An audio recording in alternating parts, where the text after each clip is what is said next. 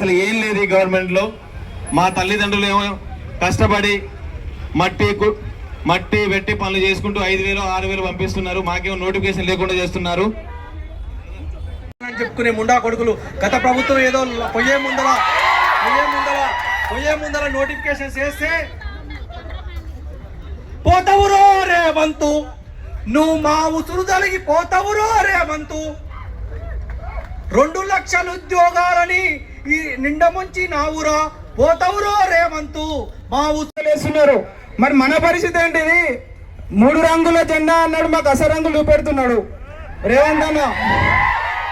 మరి ఇప్పటికైనా మరి వేస్తున్నావా లేదా నాకు అర్థమైతే లేదు. నేను ఒక్క ఎస్ఐ కానిస్టేబుల్ ప్రిపేర్ అవుతున్నా, నీకు ఆర్మీలోనే 4 మీటర్స్ లేదు. నిజం చెప్పాలంటే నువ్వు 3.8 అనుకున్నా, మేము 3.8 అని ప్రిపేర్ అయినాం.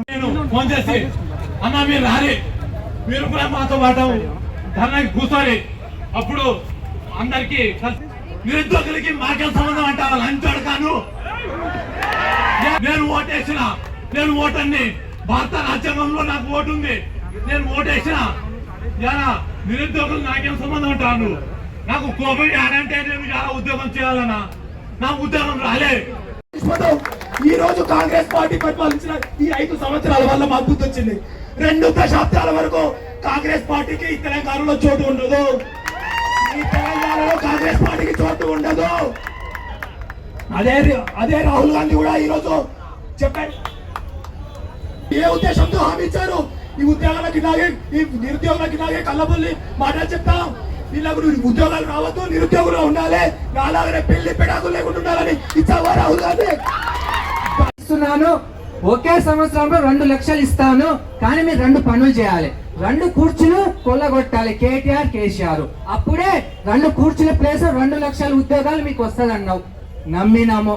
ఎలా నమ్మినామంటే ఇంకా ఎలా నమ్ముతాం మీరే ఆలోచించే. ప్రతి వ్యక్తి మా దగ్గర వచ్చి ఇది చేస్తాం అది చేస్తాం అంటే ఘోరంగా నమ్మి మీ కాంగ్రెస్ జెండా, పడిపోతున్న కాంగ్రెస్ జెండాను మా భుజాలపై ఎత్తుకొని కాంగ్రెస్ కార్యపెట్టి మీ జీవితాన్ని మీకు ఇస్తే ఆ జీవితం మీద సీఎం చైర్ మీద కూర్చొని మా జీవితం లేకుండా చేస్తున్నారు. అదేవిధంగా చౌటిసారి గారు వచ్చారు, వాళ్లకు ఇచ్చిన సీట్లలో ఆశీర్వదై కూర్చోవాలని కోరుకుంటున్నాను.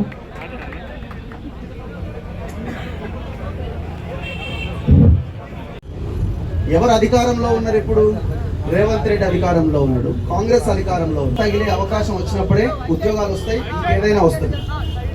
సో అది జరగాలి అని అంటే ఆ దిశగా బలమైన పోరాటం రావాలి.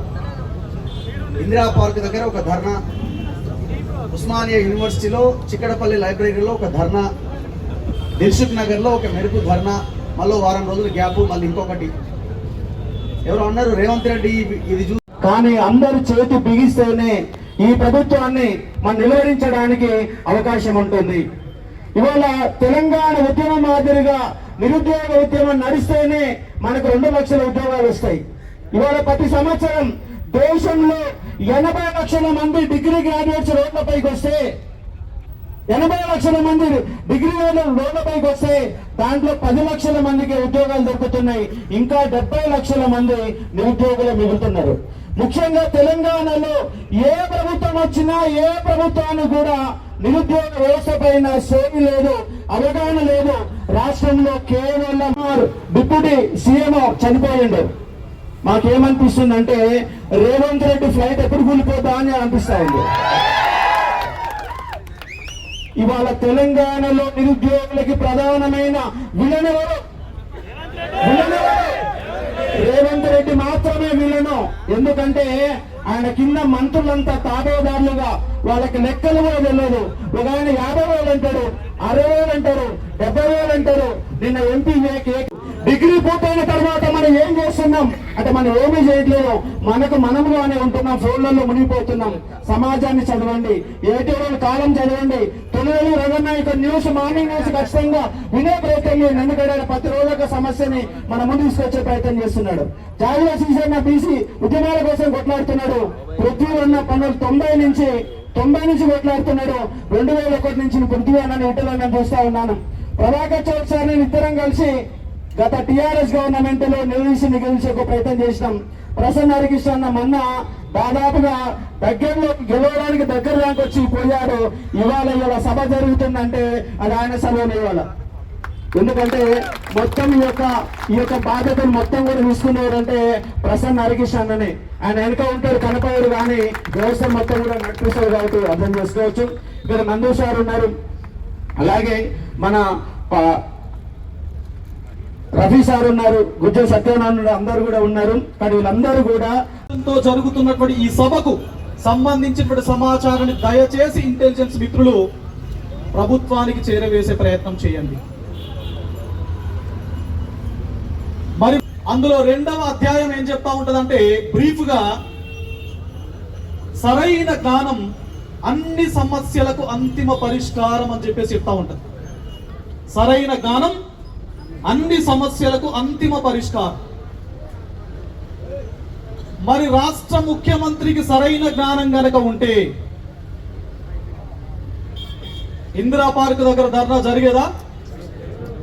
మరి సరైన జ్ఞానం లేదు కాబట్టి ఇందిరా పార్క్ 24/7 365 డేస్ బిజీగా ఉంటా ఉన్నది. ఎంత దారుణం, ఎంత దౌర్భాగ్యం. మరి దీనికి ఏ విధంగా బీజాలు పడ్డాయి పెట్టిరా?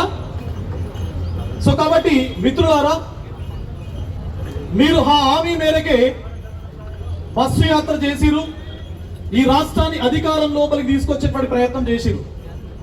మరి ప్రభుత్వం ఏర్పాటైంది, ఏర్పాటు కాక ముందు మేనిఫెస్టోను డిజైన్ చేసిరు. మేనిఫెస్టో లోపల 2 lakhs జాబ్స్ అన్నారు మొదటి సంవత్సరంలో.